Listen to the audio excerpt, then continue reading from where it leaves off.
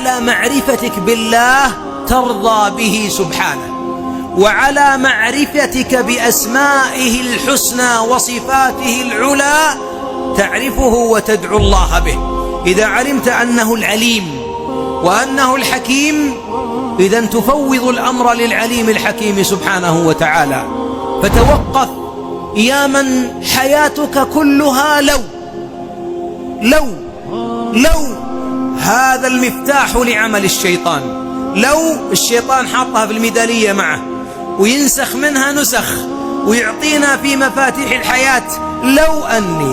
لو أني بكرت لما كان، لو أني ما مسكت فرامل كان حادث، لو أني بكرت دقيقتين لقبل ملفي، لو أني سبقت فلانا لخطبتها وتزوجتها، لو أني طلقتها من عامين لارتحت، لو أني تزوجت فلان. وتبدأ لو انزع من قاموس حياتك وفوض إلى العظيم سبحانه أمرك، وقل وأفوض أمري إلى الله، لأن الله بصير بالعباد، ولأن الله يعلم وأنتم لا تعلمون.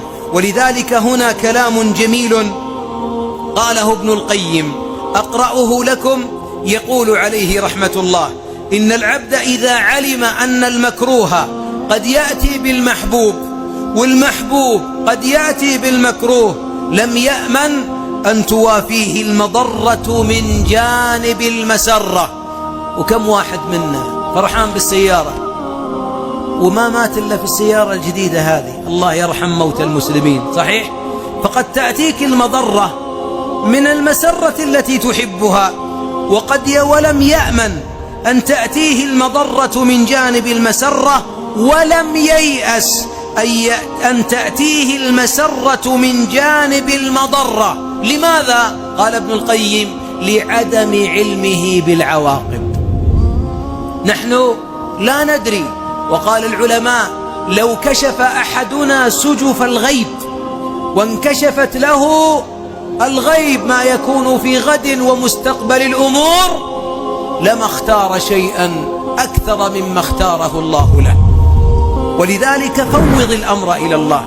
وهي نداء لجميع الآباء إذا خطبت البنت، إذا أراد الولد يدخل الجامعة، إذا خطبت للولد أي أمر يريدونه، دائما يا بنتي يا ابني لا تقول نعم ولا تقول لا إلا بعد أن تستخير وتفوض الأمر إلى الله. الاستخارة توحيد، الاستخارة دين، الاستخارة كأنك تقول: يا ربي هل هذا الأمر عواقبه خير أم أن عواقبه شر؟ مع أنك في بداية الأمر لربما تفرح، لكن إذا لم ينشرح صدرك فاحمد الله ولا تختر. وهذا من فقه الاختيار.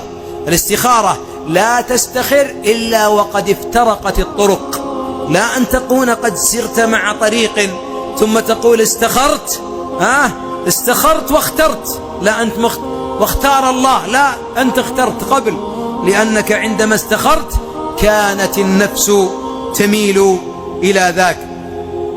ومن معاشر الأحباب ومن ما ذكره ابن القيم قال: من فوائد قول الحق: وعسى أن تكرهوا شيئا وهو خير لكم، وعسى أن تحبوا شيئا وهو شر لكم، قال أن هذه الآية تريح القلب من الأفكار المتعبة والاختيارات والتقديرات. إي والله يا شيخ، بعضنا عنده مكاتب استشارية، وهذا أمر استشارات نفسية واستشارات اجتماعية واستشارات اقتصادية.